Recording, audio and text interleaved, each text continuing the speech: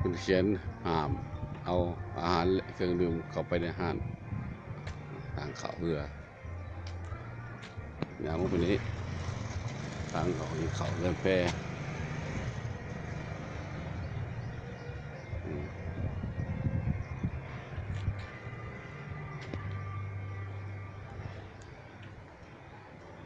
จอดรถ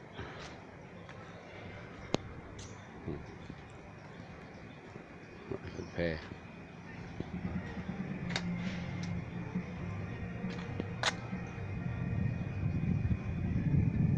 เงินอุดคำมันไปอุดคำ